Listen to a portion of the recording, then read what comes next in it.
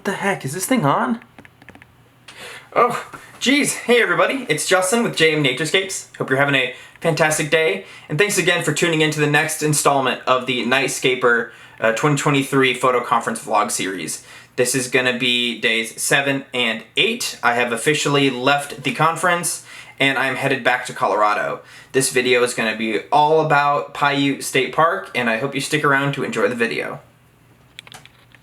I woke up an hour later than previous days, deciding to get some much-needed rest.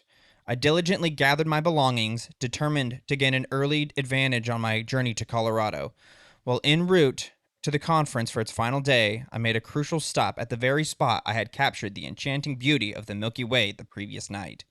Aware of the presence of the vibrant orange flowers against the majestic backdrop of the mountains, I couldn't resist capturing a few more photos before continuing to the conference. The day unfolded with a series of farewells to the newfound friends I had made, exchanging social media connections and inquiring about everyone's plans for the evening. Though the sky appeared partly cloudy into the night, a glimmer of hope emerged along Interstate 70, hinting at the possibility of clear skies. Utilizing my light pollution app, I meticulously charted a course to identify the darkest spots along the highway while taking into account the cloud maps, which indicated areas with potential clear skies. Ultimately, I resolved to drive until I discovered a patch of unclouded heavens. Venturing up Highway 89, nestled between the towns of Junction and Marysville, I stumbled upon the breathtaking Piute State Park. The golden hour painted the landscape with an ethereal glow as I traversed the region, stopping many times to take photos, acutely aware that darkness would not transcend for a while. The allure of the captivating scenery with its quaint old cabins and rugged mountains proved irresistible. However, as I glanced toward my destination, I observed an abundance of clouds obscuring the path ahead. Prudently opting for caution, I decided to retrace my steps to Piute, where clarity still reigned supreme. Although I added clouds to these cabin photos, imparting an additional layer of mystique to the images, the actual sky remained remarkably unblemished. This night was the night, the one I wanted to surpass my limits and create my best Milky Way core pano to date. Commencing with the first foreground panorama from a convenient pullout beside Highway 89, I was mindful of the passing cars that threatened to mar my shot, necessitating shorter exposures. I settled on ISO 6400, f6.3 in 30 seconds, planning to address the foreground noise later. The crescent moon, although meager in its illumination, graced the heavens with its resplendence. Satisfied with the foreground's completion, I affixed my zoom lens and immortalized an extraordinary photograph of the Earth-shine phenomenon. Realizing that the dirt road of Old Highway 89 situated deeper within the park would afford me a better vantage point for capturing the sky, I decided to relocate. There, I could freely shoot in both the northern and southern directions without the nagging concern of passing vehicles disrupting my composition. Unfortunately, the clouds had made an unwelcome return, yet I endeavored to time my shots carefully, ensuring the core of the Milky Way remained visible. This quick panorama, comprising of a single row of 10 shots, each captured with ISO 800 f2 in 60 seconds, yielded splendid results. To the north, the town of Marysville emitted a warm orange light pollution, while the glow from either Junction or Circleville, just beyond the frame, cast its light pollution on the lofty clouds, bathing them in a purplish hue. The sky exhibited an array of vivid colors, both from the ethereal air glow and the interplay of light pollution with the billowing clouds. Having concluded the panorama, I proceeded to set up a captivating motion time-lapse, employing the Move Shoot Move star tracker placed flat on the tripod. A notable feature of this device is its ability to create panning motion time-lapses when positioned flat. With the time-lapse initiated, I succumbed to a brief slumber, hoping for the clouds to disperse. One of the things I find really fascinating about this video is just how bad the light pollution is coming from the town there. You can see that pinkish reddish hue up in the clouds as it passes over. It really goes to show just how bad light pollution is with LEDs, because that's a very, very small town, and that is crazy bright.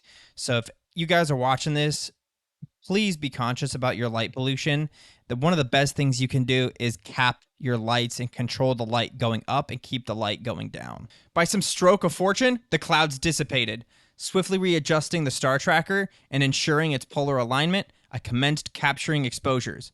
initially opting for 2 minutes, but later opting to reduce it to 90 seconds.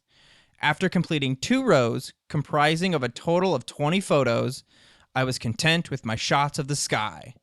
Please enjoy the final blend of the prized image of the night. I painstakingly scrutinized the camera's display to ensure the stars exhibited no signs of trailing. I now understand the necessity of devoting greater attention to the top rows than the bottom ones. I really hope you guys enjoy this image as much as I do. It's definitely the best Milky Way core panorama that I have ever done. And I really enjoy the air glow, as I always do. Just the way the greens and the teals came through look fantastic. The foreground looks great. Even the pinks and the hydrogen alpha look fantastic. The cloud here in the middle, I love how it kind of fills some of the negative space below the Milky Way arch. Just everything about this photo looks fantastic. And of course, I have these next 2 photos. These next 2 photos are actually crops of the main panorama. This first one here is the crop of just the core portion. And then obviously this one that you see here is going to be the northern part of the Milky Way. Since I had relocated from the roadside pullout to the dirt road of Old Highway 89, I decided to capture foreground shots in this new setting as well. Each shot entailed a 2-minute exposure set at f2 ISO 1600. Returning to the car, I indulged in a short nap, allowing myself to rejuvenate. 2 hours later, I awoke in time for the bewitching blue hour and embarked on capturing foreground shots, eager to compare them with the earlier set. During this period, I could maintain a low level of noise and maximize sharpness by employing a high aperture setting. This panoramic photo was taken with an exposure time of 10 seconds, an aperture of f10, and an ISO setting of 800. Still fatigued, I sought solace in the car, seeking respite for another brief nap. Several hours later, I awoke to a dazzling park. Bathed in the sunlight, I got to appreciate the park's beauty. Instead of proceeding with my journey to Colorado, I seized the opportunity to indulge in some additional exploration of the park's intricate network of dirt roads.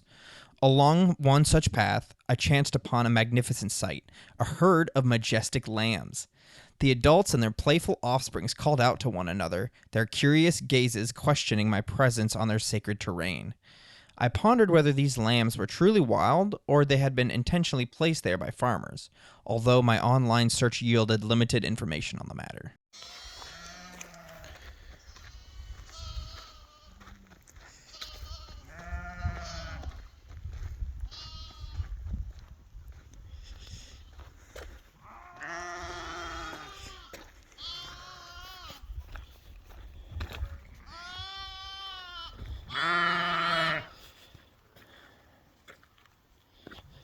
Look at all of them. And there's a bunch of babies.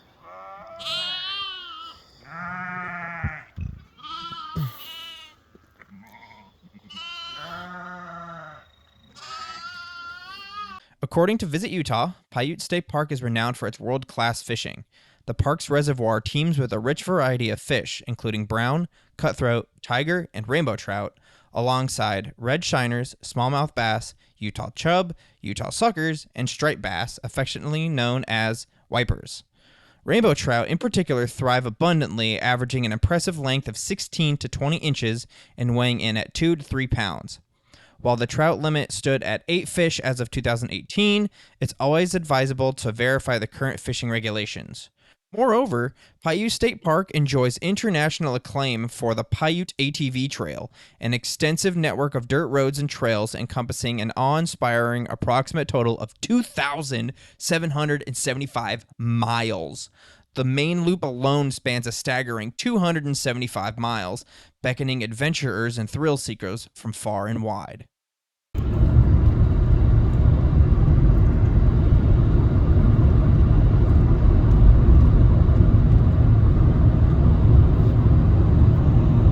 The highway leading out was nestled within a picturesque valley adorned with magnificent rock formations. Every twist and turn unveiled a new perspective of the breathtaking landscape, captivating the senses. South of the town of Sevier, a remarkable bend in the river revealed itself, accompanied by a conveniently located roadside pullout, mere steps away from the Candy Mountain bike path. I couldn't resist the temptation to halt my journey and seize the opportunity to capture this video. and a collection of photos along the river's edge. While the sky remained unblemished, I decided to enhance the scene by adding a touch of clouds, elevating the visual allure.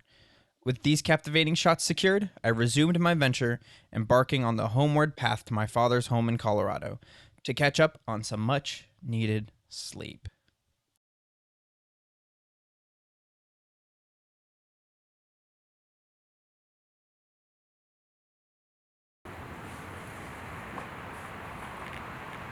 There's a bunch of possums.